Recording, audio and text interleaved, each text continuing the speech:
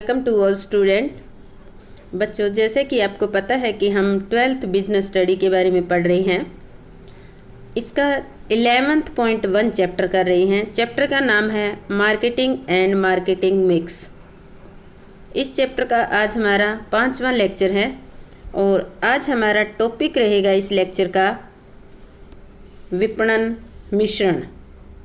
यानी कि इसके अंदर आज हम विपणन मिश्रण की अवधारणा के बारे में यानी कि मार्केटिंग मिक्स कॉन्सेप्ट के बारे में पढ़ेंगे, जिसमें इसका मीनिंग, डेफिनेशन और साथ ही हम ये भी स्टडी करेंगे कि जो प्रोडक्ट है वो क्या होता है, प्रोडक्ट का मीनिंग, नेचर ऑफ प्रोडक्ट या जो आपकी कस्टमर की सेटिस्फेक्शन होती है, टाइप्स ऑफ सेटिस्फेक्शन जो प्रोडक्ट से रिसीव होती है, और साथ ही हम इसके जो प्रोडक्ट के फीचर के जो कॉन्सेप्ट है उसके बारे में भी स्टडी करेंगे। तो आज ये हमारा 5th लेक्चर है और इससे पहले हम 4 लेक्चर कर चुके हैं इसके। अगर आपने नहीं देखे हैं तो आप 12th बिजनेस स्टडी की प्लेलिस्ट में जाकर देख सकते हो, वहाँ पे कंप्लीट सिलेबस आपको मिलेगा। तो हम अपना लेक्चर स्टार्ट करते हैं। उससे पहले आप मेरे channel gauge and success point को सब्सक्राइब कर दें, लाइक प्रेस कर दे और बेल आइकन बटन भी दबा दें। तो आज का हमारा फर्स्ट टॉपिक है मार्केटिंग मिक्स कॉन्सेप्ट।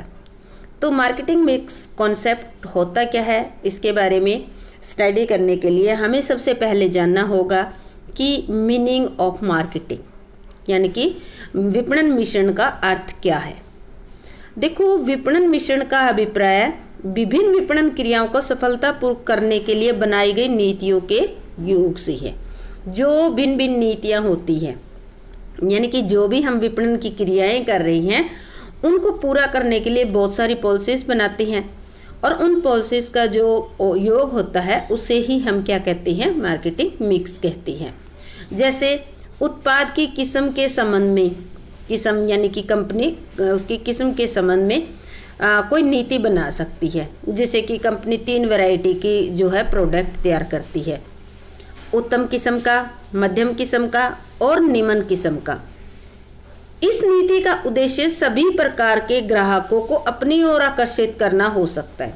कंपनी ने ये नीति बनाई है कि 3 प्रकार का माल बनाएगी कंपनी, हाई क्वालिटी का, मीडियम क्वालिटी का और लो क्वालिटी का। तो ये जो पॉलिसी कंपनी ने बनाई है इसका उद्देश्य हो सकता है कि कंपनी सभी प्रकार के ग्राहकों को अपनी ओर आकर्षित करना चाहती है। इस प्रकार माल उधार बेचने के संबंध में भी कंपनी की नीति हो सकती है कि केवल समृद्ध ग्राहक, जो अच्छे ग्राहक है, जो टाइम पर पेमेंट कर देते हैं, उन्हीं को ही माल उधार बेचा जाएगा और को नहीं बेचा जाएगा। और अन्य बातों के बारे में भी कंपनी अपनी पॉलिसी बना सकती है और वो पॉलिसी बनाएगी कंपनी, वो देखिए ग्राहक संतुष्टि को ध्यान में रखकर ही बनाएगी, जिससे आपको प्रॉफिट भी हो, आपका पैसा भी कहीं फंसे ना और कस्टमर भी सेटिस्फाई हो। तो ये जितनी भी पॉलिसी बनाई जाती है, हमने 2-3 के बारे में स्टडी किया। इस तरह से एक प्रोडक्ट को बनाने से लेकर बेचने तक बहुत सारी पॉलिसी से संबंधित होता है, बहुत सारी पॉलिसी बनानी पड़ती है। तो इन पॉलिसियों का योग जो होता है उसी को ही मार्केटिंग मिक्स कहा जाता है। विपणन मिश्रण की प्रमुख विशेषताएं, परिभाषाएं। अब हम करेंगे इसमें इसकी परिभाषा कौन कौन सी है मार्केटिंग मिक्स की। तो देखो, डॉक्टर RS डाबर के अनुसार निर्माताओं द्वारा बाजार में सफलता प्राप्त करने के लिए प्रयोग की जाने वाली नीतियां विपणन मिश्रण का निर्माण करती हैं। यहाँ भी आपको पता चल रहा है कि जो नीतियां हैं, नीतियां एक नहीं है, बहुत सारी नीतियां होती हैं। वो क्या करती है, विपणन मिश्रण का निर्माण करती है। फिलिप कोटलर के अनुसार एक फर्म का लक्ष्य अपने विपणन चलों के लिए सर्वोत्तम व्यवस्था करना है। जो विपणन चल होते हैं, चल मतलब वो जो वेरिएबल्स होते हैं, उनके लिए उत्तम से उत्तम व्यवस्था करना है। और ये व्यवस्था ही क्या कहलाती है, विपणन मिश्रण। यहाँ व्यवस्था मतलब होता है डिफरेंट टाइप की पॉलिसी बनाना अपने वेरिएबल्स में, जो भी वेरिएबल्स है आपके, उनमें सक्सेस होने के लिए। The firm's take is to find the best setting for its marketing decision variable. This setting constitute its marketing mix. तो ये फिलिप कोटलर ने दी है। तो ये जो हमने ऊपर 2 परिभाषा देखी, इससे ये स्पष्ट हो जाता है कि विपणन क्रियाओं के लिए विपणन क्रियाओं से संबंधित अच्छे निर्णय लेने के आधार पर तैयार की गई जो नीतियां हैं उनके समूह को ही क्या कहा जाता है, विपणन मिश्रण कहा जाता है। अब देखो बात आती है कि विपणन क्रियाएं उत्पाद से संबंधित होती है, इसलिए विपणन मिश्रण का अध्ययन करने से पहले, क्योंकि ये जो विपणन क्रियाएं किससे रिलेटेड है, ये प्रोडक्ट से रिलेटेड है, क्योंकि सारी की सारी क्रियाएं किससे रिलेटेड बनाई हमने, प्रोडक्ट से रिलेटेड बनाई। तो हमें इन क्रियाओं को जानने से पहले प्रोडक्ट के बारे में जानना जरूरी है कि वो प्रोडक्ट क्या है, क्या क्वालिटी है। तो सबसे पहले हमें प्रोडक्ट की डिटेल को जानना जरूरी है। तो हम इसके अर्थ को और इससे रिलेटेड जो भी जानकारियां हैं सबसे पहले उसके बारे में जानेंगे। तो प्रोडक्ट यानी कि उत्पाद क्या होता है। देखो हम सामान्य तौर पर तो उत्पाद का अर्थ कहते हैं कि कोई भी ऐसी भौतिक चीज से ले लेते हैं, जैसे कि मोबाइल फोन, पुस्तक, जो भी चीजें हैं उनको हम क्या कहेंगे, उत्पाद। लेकिन अगर विपणन की दृष्टि से देखें तो उत्पाद का अभिप्राय प्रत्येक उस चीज से है जिसमें क्रेता की आवश्यकता संतुष्ट होती है। यानी कि प्रोडक्ट का मतलब वो चीज है जो उपभोक्ता की या क्रेता की, खरीदने वाले की आवश्यकता को संतुष्ट करती है। अर्थात उत्पाद के अंतर्गत भौतिक चीजों के साथ साथ सेवाएं भी इंक्लूड की जाती है, क्योंकि बहुत सारी सेवाएं ऐसी होती हैं वो भी उपभोक्ता की आवश्यकता को संतुष्ट करती है, जैसे बैंकिंग, बीमा, शिक्षा, स्वास्थ्य। तो जरूरी नहीं है कि उत्पाद के अंदर केवल एक जो फिजिकल चीज दिख रही है वही आती है, नहीं, इसके अंतर्गत जो भौतिक वस्तु और सेवा है दोनों को इंक्लूड किया जाता है। इतना ही नहीं बल्कि दूसरे लोगों के आधार पर जो सूचनाएं होती हैं वो भी उत्पाद की श्रेणी में आती है, जो इन्फॉर्मेशन होती है वो भी उत्पाद की श्रेणी में आती है। अभी हम ये कह सकते हैं कि संक्षेप में आपका 1 मार्क्स का क्वेश्चन आ जाए तो इस तरह से लिखोगे कि हर वो चीज जो क्रेता के लिए महत्वपूर्ण है, महत्वपूर्ण की जगह आप ये भी लिख सकते हो कि हर वो चीज जो क्रेता की आवश्यकता को पूरा करती है उसको क्या कहेंगे, उत्पाद कहा जाएगा। तो इसके अंदर 3 चीजें आ गई। एक तो जो फिजिकल चीज है जो आपको दिख सकती है, टच कर सकती है, टेंजिबल होगी। दूसरी होगी सेवाएं, जैसे बीमा, बैंकिंग, शिक्षा, स्वास्थ्य, जो इंटेंजिबल है, केवल महसूस कर सकते हो आप, उसको छू नहीं सकते। तीसरी इंफॉर्मेशन, वो कोई भी ओपिनियन भी हो सकता है, कोई इंफॉर्मेशन हो सकती है जो आपकी आवश्यकता को संतुष्ट करती है। तो ये सारी की सारी चीजें क्या कहलाएगी आपके लिए, उत्पाद कहलाएगी। अब देखो उत्पाद जो होता है क्या है, उपयोगिताओं का समूह है, बंडल ऑफ यूटिलिटी भी कहा जाता है। ये 1 मार्क्स का क्वेश्चन है आपका। उत्पाद को उपयोगिताओं का समूह, आप उत्पाद को खरीदते लेते किस लिए हो, उसमें कोई उपयोगिता होगी तभी, और जब आपकी संतुष्टि हो जाती है तो इसका मतलब उस उत्पाद के अंदर कोई ना कोई यूटिलिटी थी। तो जो बंडल ऑफ यूटिलिटी होती है उसी को उत्पाद कहा जाता है। अब आता है नेचर ऑफ प्रोडक्ट, उत्पाद की प्रकृति क्या है। देखो क्रेता की दृष्टि से उत्पाद वह होता है जो विक्रेता से प्राप्त होता है। नेचर के अंदर इसको ध्यान से करना, बहुत ही इजी है ये। क्रेता की दृष्टि में देखें तो क्रेता ये कहता है जो मुझे विक्रेता से पदार्थ मिलता है वो क्या है, उत्पाद है। दूसरा भौतिक उत्पाद, भौतिक पदार्थ और सेवाएं दोनों हो सकते हैं, सच है ये। क्रेता उत्पाद नहीं बल्कि उसे प्राप्त होने वाली संतुष्टि खरीदता है। क्रेता क्या खरीदता है, उस उत्पाद को नहीं खरीदता बल्कि उस उत्पाद से उसकी आवश्यकता की संतुष्टि होती है, उसमें यूटिलिटी होता है। तो आप ये भी कह सकते हो क्रेता उत्पाद नहीं, उत्पाद से प्राप्त होने वाली यूटिलिटी, उपयोगिता को खरीदता है। इकोनॉमिक्स में भी आया होगा ये आपके। उत्पाद से प्राप्त संतुष्टि के प्राप्त प्रकार, types of satisfaction received from product.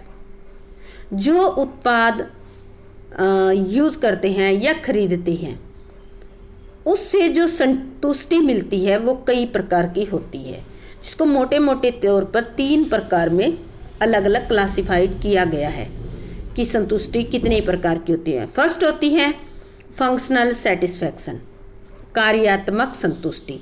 ये संतुष्टि जो है प्रोडक्ट से मिलती है। जैसे कि एक कमीज क्या है, एक प्रोडक्ट है आपके लिए, तो कमीज का कार्य क्या होता है, शरीर को ढकना। तो ये क्या है, एक इससे जब आप कमीज पहनते हो तो कमीज पहनकर आपका शरीर पूरा कवर हो जाता है, तो इससे कार्यात्मक संतुष्टि मिलती है कि आप अपने तन को ढकना चाहते थे और कमीज ने उस शरीर को ढक दिया, तो ये कार्य कर दिया, तो इसको कहते हैं कार्यात्मक संतुष्टि। सेकंड होती है मनोवैज्ञानिक संतुष्टि, साइकोलॉजिकल सेटिस्फैक्शन। देखो, कमीज पहनने के बाद व्यक्ति अधिक विश्वस्त और चुस्त लगता है, अपने आप में खुश लगता है, यानी कि चुस्त लगता है कि हाँ वो कवर हो गया एक टाइप से, इस तरह से वो मनोवैज्ञानिक रूप से संतुष्ट हो जाता है, तो उसे कहते हैं मनोवैज्ञानिक यानी कि साइकोलॉजिकल सेटिस्फैक्शन। थर्ड है आपका सोशल सेटिस्फैक्शन। देखो, प्रोडक्ट से जो आपकी है फंक्शनल और साइकोलॉजिकल सेटिस्फैक्शन के साथ साथ सोशल सेटिस्फैक्शन भी मिलती है। तो कमीज पहनकर एक विशेष समूह से मान्यता प्राप्त करना सामाजिक संतुष्टि है। जैसे आप कमीज पहन के जाते हो, आपके फ्रेंड्स बोलते हैं वाह कितनी सुंदर कमीज है, कहाँ से लाए, कितने की लाई, इससे बहुत जच रही है, इस तरह की बातें अगर आपको सुनने को मिलती है तो वो एक टाइप की आपको सोशल सेटिस्फैक्शन मिलती है। आपका उस प्रोडक्ट के प्रति और अच्छा विश्वास यानी कि लगाव उससे जुड़ जाता है कि ये मुझ पर बहुत अच्छी लगती है। तो इस तरह से जो प्रोडक्ट से मिलने वाली सेटिस्फैक्शन है वो 3 टाइप्स की थी। First functional satisfaction, second psychological satisfaction और थर्ड आपकी थी सोशल सेटिस्फैक्शन।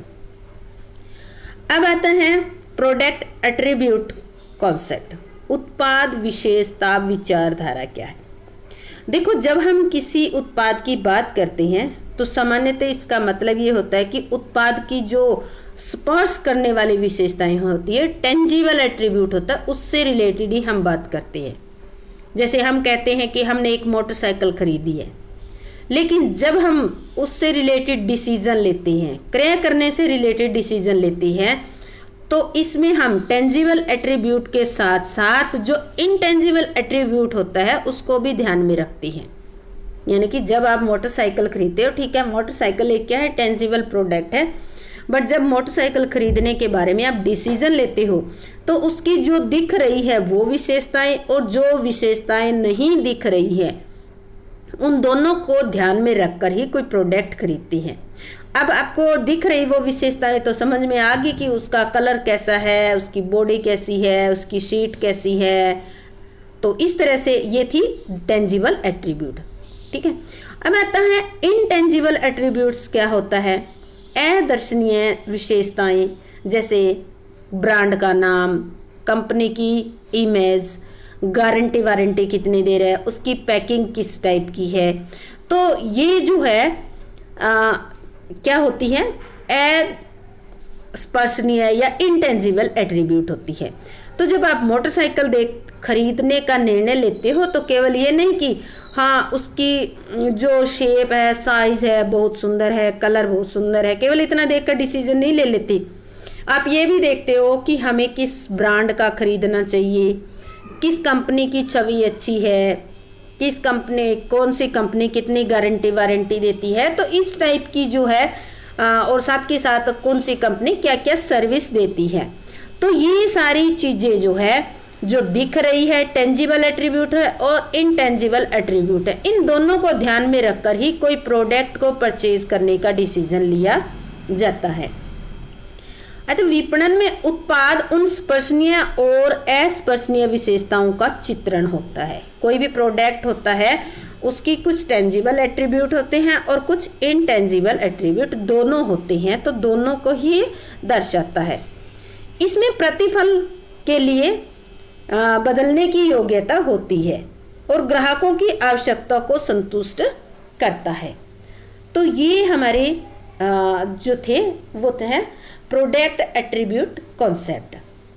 नेक्स्ट हमारा आता है कि क्लासिफिकेशन ऑफ प्रोडक्ट। प्रोडक्ट कितने प्रकार का होता है। देखो, इसको मोटे मोटे तौर पर 2 टाइप में डिवाइड किया गया है। सबसे पहला हमारा आ गया उत्पाद और औद्योगिक यानी कि इसको जो प्रोडक्ट है उसको मोटे मोटे तौर पर आप दो टाइप में डिवाइड कर सकते हो, कंज्यूमर प्रोडक्ट्स उपभोक्ता उत्पाद और औद्योगिक उत्पाद। तो जो अगर क्लासिफिकेशन आ जाए प्रोडक्ट का तो ये टू ही टाइप्स में होगा, कंज्यूमर प्रोडक्ट और इंडस्ट्रियल प्रोडक्ट। तो इनको हम डिटेल से करते हैं। सबसे पहले हम लेते हैं कंज्यूमर प्रोडक्ट क्या होता है, उपभोक्ता पदार्थ क्या होती हैं। देखो उपभोक्ता उत्पादों या जो भी प्रोडक्ट है उसका अभिप्राय ऐसे उत्पादों से है जो अंतिम उपभोक्ताओं द्वारा अपनी आवश्यकता को संतुष्ट करने के लिए खरीदे जाते हैं। यहाँ क्या है, अंतिम उपभोक्ता। अंतिम उपभोक्ता वे होते हैं जो किसी प्रोडक्ट को यूज करके उसको फिनिश कर देती है, उसको कहा जाता है अंतिम उपभोक्ता। तो जो उपभोक्ता पदार्थ होते हैं उनके हाथ में जाते ही वो प्रोडक्ट है जिनको वो यूज करके खत्म कर देती हैं। एग्जाम्पल लेते हैं, इससे आपको क्लियर हो जाएगा। उदाहरण के लिए शर्ट होगी, घड़ी, टूथपेस्ट, शेविंग क्रीम, साबुन, दूध, फल, सब्जियां, ये सारे के सारे क्या है, कंज्यूमर प्रोडक्ट है। आगे इसके बेस पे जो कंज्यूमर प्रोडक्ट है इनको आगे फिर दो टाइप से हम डिवाइड कर सकते हैं, क्योंकि कंज्यूमर प्रोडक्ट है वो भी आगे दो टाइप में क्लासिफाई किए जा सकते हैं। पहला है टिकाऊपन के आधार पर, क्योंकि कंज्यूमर दोनों टाइप के प्रोडक्ट यूज करता है। एक तो प्रोडक्ट ऐसे होते हैं जो कई साल तक यूज करता है और एक ऐसे प्रोडक्ट होते हैं जिनको एक ही बार में फिनिश हो जाते हैं। तो सबसे पहले ये दो टाइप के हैं, एक तो टिकाऊपन के आधार पर, दूसरा क्रय प्रयासों की सीमा के आधार पर। यानी कि टिकाऊपन वाले तो कुछ लंबे समय तक यूज करते हैं और क्रय प्रयास वाले हो सकता है बार बार परचेज करने पड़ती हैं। तो इनको हम डिटेल में स्टडी करेंगे। सबसे पहला हमारा है टिकाऊपन के आधार पर, on the basis of durability. टिकाऊपन के आधार पर उपभोक्ता उत्पादों को तीन टाइप में आप डिवाइड कर सकते हो टिकाऊपन के बेस पे। इनको याद रखना जरूरी है, ये आपका तीन टाइप में डिवाइड कर सकते हो। सबसे पहला है पेरिशेबल प्रोडक्ट्स, वो जो शीघ्र नाशवान उत्पाद। शीघ्र नाशवान या पेरिशेबल प्रोडक्ट वो होते हैं जिनका जीवन काल बहुत ही छोटा होता है और ये या तो एक या कुछ उपयोग के बाद अपने आप ही समाप्त हो जाती है, जैसे दूध, भोजन, सिगरेट, स्टेशनरी का सामान उत्पाद। जैसे दूध भोजन है क्या, एक ही उपयोग में फिनिश हो जाएगा। स्टेशनरी का सामान है, एक या दो उपयोग में फिनिश हो जाएगा। ठीक है, तो इनको कहते हैं शीघ्र नाशवान। अब देखो जो ये शीघ्र नाशवान पेरिशेबल गुड्स हैं, इनकी विशेषताएं क्या, इनकी विशेषता कर रहे हैं हम, इनकी विशेषता फीचर्स। देखो इनका जीवन काल बहुत छोटा होता है, यानी कि कुछ ही उपयोग या एक ही उपयोग में फिनिश हो जाती हैं। विक्रेता को कम लाभ होता है, विक्रेता द्वारा आसानी से उपलब्ध करवाना होता है। ये आपको अपने जो रिटेल स्टोर है आपके पड़ोस में, किराने की दुकान, वहाँ पर भी अवेलेबल हो जाएगा, मिल जाएगा। बड़े पैमाने पर विज्ञापन आवश्यक होता है और भौतिक अस्तित्व दृष्टिगोचर होता है। ये उत्पाद दृश्य होते हैं, इनको आप देख सकते हो, छू सकते हो। तो ये था हमारा टिकाऊ उत्पाद। दूसरा है ये नाशवान पदार्थ की विशेषता। अब सेकंड आता है टिकाऊ ड्यूरेबल प्रोडक्ट। टिकाऊ उत्पाद वे होते हैं जिनका जीवन काल लंबा होता है और जिन्हें अनेक बार प्रयोग में लाया जाता है, यानी कि इनको उपभोक्ता जो है कई बार प्रयोग करता है। जैसे फर्नीचर, टेलीविज़न, घड़ी, पंखा, मोबाइल फ़ोन हो गई।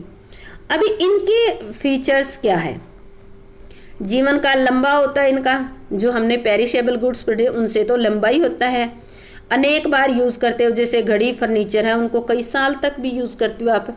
विक्रेता को इसमें ज़्यादा लाभ होता है और व्यक्तिगत विक्रय प्रयासों की जरूरत होती है, यानी कि इसमें जब भी क्रेता खरीदता है तो सोच समझकर डिसीजन लेता है। ये नहीं है कि दुकान पे गया और खरीद के ले आया। विक्रय बाद सेवा सुविधा आवश्यक होती है, जैसे टीवी वगैरह है, वॉशिंग मशीन है, आफ्टर सेल सर्विस भी आपको मिलती है। इनका भौतिक अस्तित्व होता है और ये दर्शनीय होती है, दिखते हैं, ये दिखते हैं, तो इसलिए इनको टेंजिबल गुड्स भी कह सकती हो। थर्ड नंबर पे आता है, देखो टिकाऊपन के आधार पर पहले आया शीघ्र नाशवान, दूसरा आया टिकाऊ और तीसरा आता है सेवाएं। सेवाएं आपको पता ही है कि क्या होती है। इसे अभिप्राय उन क्रियाओं या संतुष्टि या लाभों से है जो विक्रय के लिए उपभोक्ता को प्रस्तावित किए जाते हैं। जैसे हेयर कटिंग हो गया, घड़ी मरम्मत का, कोरियर की सेवा होगी, मेडिकल की सेवा होगी। ये क्या होती है? ये उपभोक्ता की आवश्यकता को संतुष्ट करती है। अब देखो इसके फीचर्स क्या है। सेवाओं के फीचर्स हैं, स्रोत से अलग नहीं किया जा सकता। सेवाएं जो व्यक्ति सेवा दे रहा है उस व्यक्ति से अलग उसको नहीं किया जा सकता। संचय यानी कि इनको स्टोर नहीं किया जा सकता, ये अति शीघ्र नाशवान है। जैसे जैसे आप सेवा ले रहे हो साथ के साथ कंज्यूम कर रहे हो, उसको आप स्टोर नहीं कर सकते। गुणवत्ता इन्हें प्रदान करने वाले पर निर्भर करती है। जो व्यक्ति आपको सर्विस दे रहा है, सेवा उस व्यक्ति के ऊपर निर्भर करती है कि वो किस क्वालिटी की सर्विस आपको प्रोवाइड करता है। इनका फिजिकल एग्जिस्टेंस नहीं होता, ये उत्पाद अदर्शनीय होती हैं। तो ये हमारा पहला जो था, हमने उपभोक्ता पदार्थों में पढ़ा कि ये 2 टाइप की हैं टिकाऊपन के आधार पर। तो हमारा ये कंप्लीट हो गया। अब आ जाता है दूसरा पॉइंट, हम करेंगे क्रय प्रयासों की सीमा के आधार पर।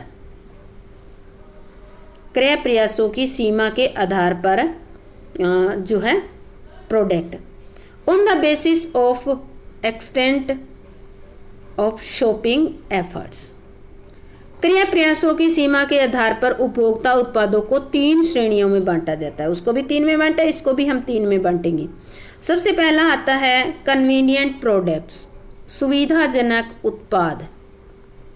देखो सुविधाजनक उत्पाद से प्राय ऐसे उत्पाद से है जिन्हें बार बार और न्यूनतम प्रयास यानी कि बहुत ही कम प्रयास से हम उसको खरीदते हैं। सुविधाजनक शॉपिंग एफर्ट से खरीदते हैं बहुत ही, जैसे दिया सिलाई होगी, नमक, बिस्किट, टूथपेस्ट हो गया।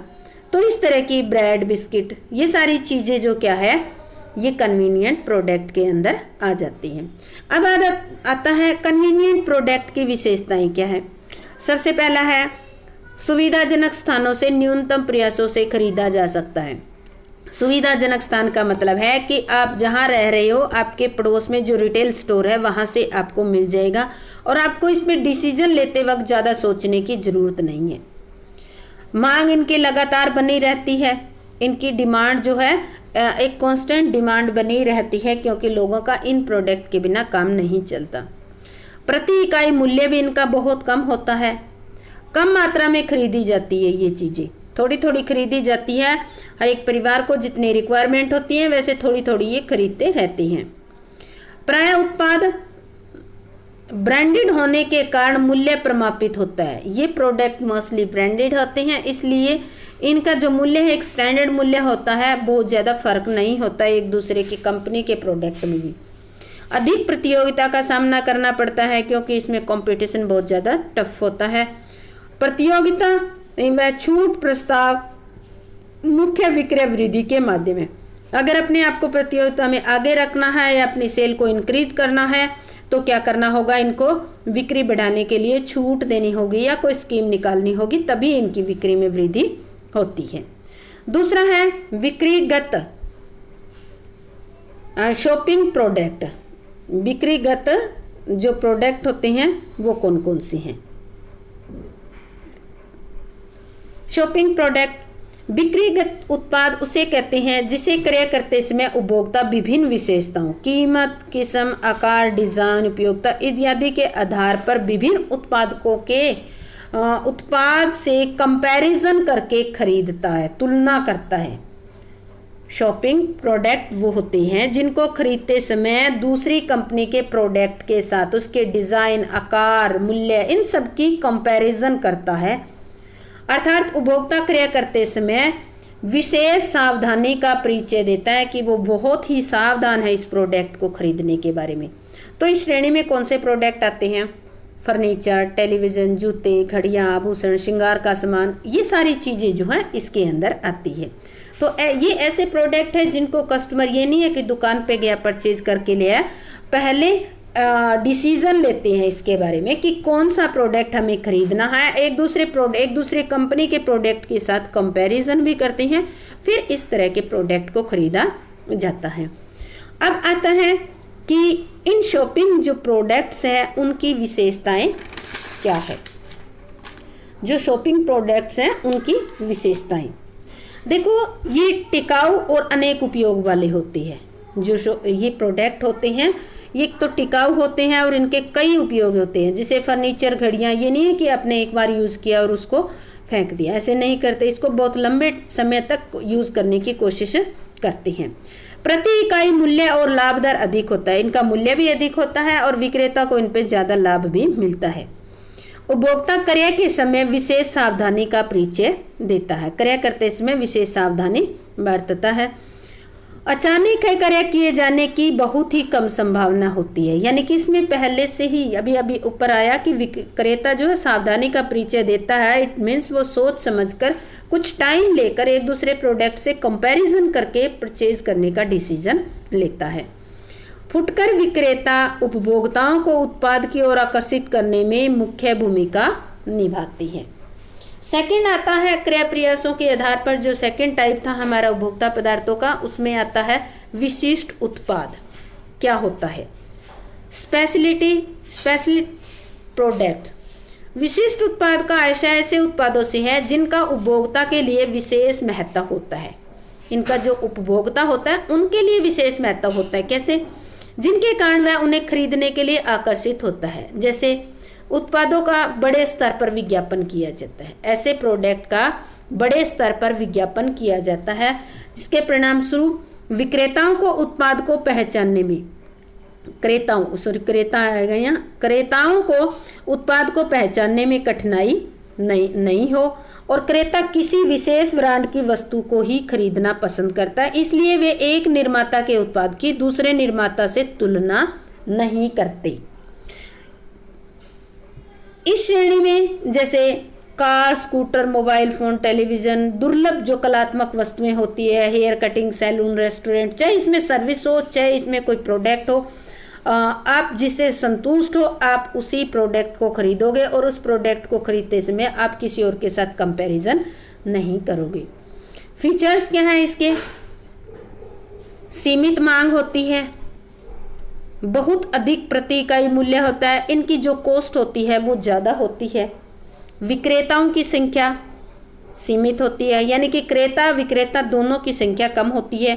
बड़े स्तर पर विज्ञापन की आवश्यकता होती है, नेशनल इंटरनेशनल लेवल पर इनके जो जितने बिजनेस किया जा रहा है उसी लेवल पे विज्ञापन किया जाता है। आफ्टर सेल सर्विस की सुविधा भी इसमें होती है। अब सेकंड आता है इंडस्ट्रियल प्रोडक्ट, औद्योगिक उत्पादन। इंडस्ट्रियल प्रोडक्ट क्या होती है? औद्योगिक उत्पाद उन्हें कहते हैं जो उपभोक्ता उत्पादों को निर्मित करने के लिए कच्चे माल के रूप में उपयोग किए जाते हैं, यानी कि जो उद्योगों में कच्चे माल के रूप में जो प्रोडक्ट यूज़ किए जाते हैं उन्हें औद्योगिक माल या औद्योगिक उत्पाद कहा जाता है। जैसे चमड़ा, लोहा, कोयला, मशीनरी, बिजली की मोटरें आदि। औद्योगिक उत्पाद प्रायः निर्मित सार्वजनिक उपयोगिता मशीनें, खान कंपनियां, बैंकिंग कंपनियों, ट्रांसपोर्ट कंपनियों के द्वारा क्रय किए जाते हैं।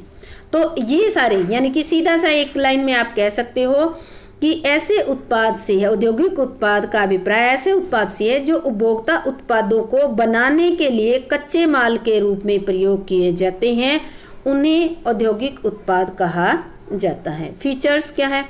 औद्योगिक उत्पादों की विशेषताएं जो है, सबसे पहला है नंबर ऑफ बायर। औद्योगिक उत्पादों के क्रेताओं की संख्या उपभोक्ता उत्पादों से कम होती है। जैसे कॉटन का क्रय कुछ कॉटन बनाने वाली कंपनियों के द्वारा ही किया जाता है, जबकि कपड़ा जो है एक उपभोक्ता पदार्थ है जिसकी संख्या बहुत बड़ी होती है।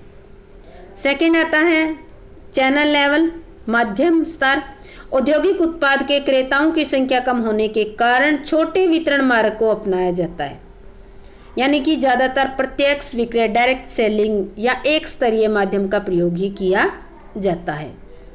Geographical concentration. औद्योगिक उत्पादों का उत्पादन प्राय भौगोलिक रूप से केंद्रित होता है। उदाहरण के लिए जैसे पावर लूम की मांग है, मुख्यतः कहाँ होती है? बेंगलुरु और मुंबई, शोलापुर से आती है, क्योंकि वहां पर कपड़ा उद्योग केंद्रित है, इस कारण से। फोर्थ है आश्रित मांग, डेराइव्ड डिमांड। औद्योगिक उत्पादों की मांग उपभोक्ता उत्पादों की मांग पर निर्भर करती है।